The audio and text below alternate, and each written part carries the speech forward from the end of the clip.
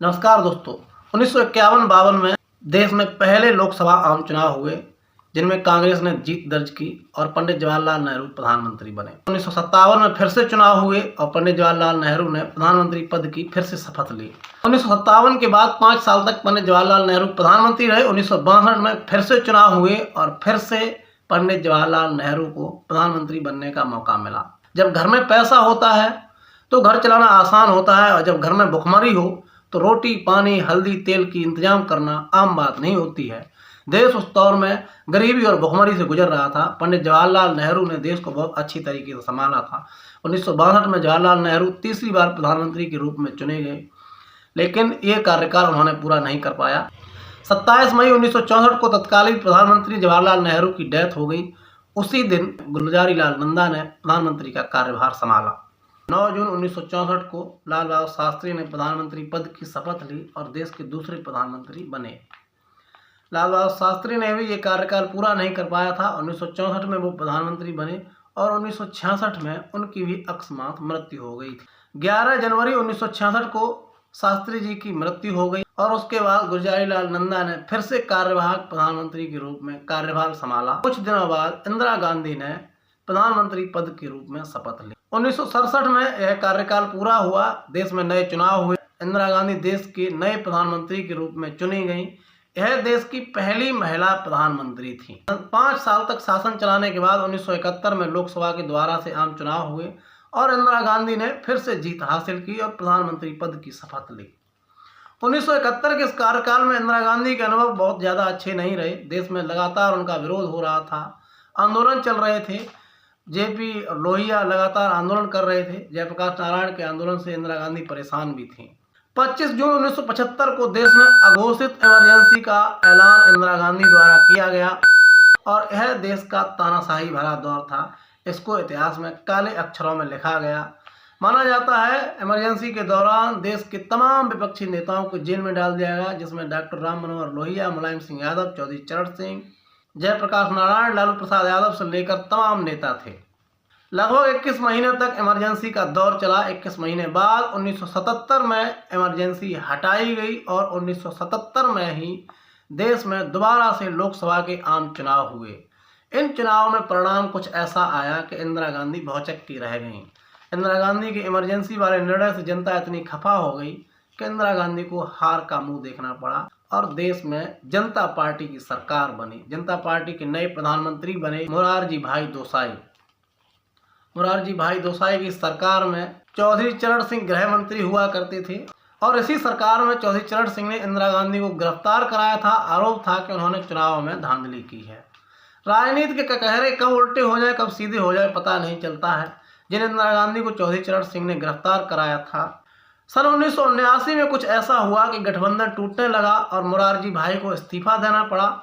27 जुलाई 1979 को उन्हीं इंदिरा गांधी के समर्थन से चौधरी चरण सिंह ने प्रधानमंत्री पद के रूप में शपथ ली। भ्रष्टाचार की कोई सीमा नहीं और जिस देश में भ्रष्ट हो गए लोग, वो देश कभी चाहे कोई लीडर आ जाए, कोई पार्टी बड़े इख्तियार हो जाए, वो देश कभी तरक्की नहीं। माना जाता है जब चौधरी चरण सिंह प्रधानमंत्री बने थे तो तमाम समाजवादी नेता उनके खिलाफ इसलिए थे क्योंकि उन्हीं इंदिरा गांधी ने सभी विपक्षी नेताओं के साथ अत्याचार किया था और उन्हीं के साथ मिलकर चौधरी चरण सिंह ने प्रधानमंत्री पद की कुर्सी संभाली थी। यह बात समाजवादी नेताओं को नागवार गुजर रही थी। हुआ कुछ यूँ कि शपथ लेने के बाद चौधरी साहब सदन में बहुमत साबित कर पाते उससे पहले ही इंदिरा गांधी ने समर्थन वापस ले लिया और महज 23 दिनों बाद ही चौधरी साहब को इस्तीफा देना पड़ गया था।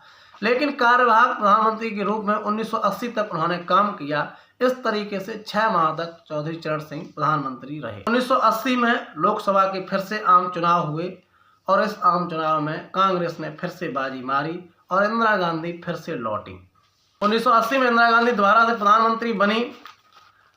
सब कुछ अच्छा खासा चल रहा था। राजनीतिक गतिविधियों में कुछ ऐसा उलटफेर हुआ कि 1984 में इंदिरा गांधी की हत्या कर दी गई। 1984 में हत्या के बाद फिर से चुनाव हुए और नए प्रधानमंत्री इंदिरा गांधी के बेटे राजीव गांधी को चुना गया और इस बार कांग्रेस ने बम्पर जीत हासिल की थी। जनता का उनको इतना बड़ा समर्थन मिला था कि 414 सीट जीतकर कांग्रेस सदन पहुंची थी।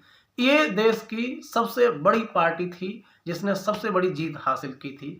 भारत में आज़ादी के इतिहास में अब तक इतनी बड़ी जीत किसी पार्टी ने हासिल नहीं कर पाई है। 1989 में दोबारा चुनाव हुए और इस बार फिर से जनता दल ने दावेदारी हासिल की और जनता दल की तरफ से बीपी सिंह प्रधानमंत्री बनाए गए। जनता दल के इस गठबंधन में समाजवादी दल और जनसंघ भी शामिल था। उस दौर में जनसंघ राम मंदिर को लेकर के देश में तरह तरह के आंदोलन कर रहा था और बिहार में उनके नेताओं की गिरफ्तारी हुई थी, जिसके चलते जनसंघ ने समर्थन वापस ले लिया और बीपी सिंह की सरकार गिर गई। 10 नवंबर 1990 को बीपी सिंह ने प्रधानमंत्री पद से इस्तीफा दे दिया और इसी दौरान एक और बड़ा उलटफेर हुआ। बीपी सिंह के सहयोगी डॉक्टर चंद्रशेखर, जो कि समाजवादी नेता हुआ करते थे, उन्होंने एक बड़ी संख्या में सांसदों के साथ नई पार्टी बनाई जिसका नाम रखा समाजवादी जनता पार्टी। इस पार्टी ने कांग्रेस के सहयोग से फिर से देश में सरकार बनाई और ये देश के पहले समाजवादी नेता प्रधानमंत्री के रूप में शपथ लेने वाले नेता थे। चंद्रशेखर ने प्रधानमंत्री पद की शपथ ली और प्रधानमंत्री बने। 1991 में कांग्रेस ने समर्थन वापस ले लिया, सरकार गिर गई और इस बार 1991 में दोबारा से नए चुनावों की घोषणा हो गई। 1991 में चुनाव हुए, कांग्रेस ने बहुमत हासिल किया, पीवी नरसिम्हा राव देश के नए प्रधानमंत्री के रूप में चुने गए। 5 साल तक शासन बड़ी अच्छी तरीके से चला। 1996 में फिर से कुछ ऐसा ही हुआ। 1996 में जब चुनाव हुए, चुनावों के बाद 3 पार्टियां थीं। पहली कांग्रेस, जो अपना अलग दल बनाए हुए थी, दूसरी भारतीय जनता पार्टी और तीसरा था संयुक्त मोर्चा, जिसमें तमाम छोटे छोटे समाजवादी दलों का सम्मेलन था। इन छोटे छोटे दलों में लालू प्रसाद यादव, शरद यादव, मुलायम सिंह यादव से लेकर के दक्षिण के तमाम नेता शामिल थे।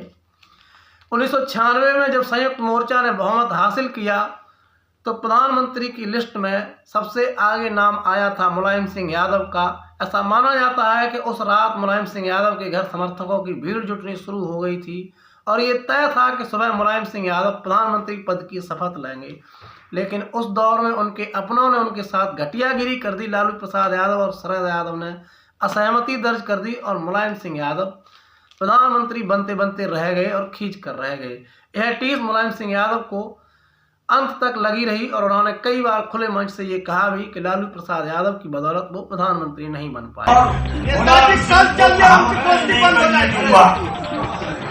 मैंने कब कहा बना दूंगा,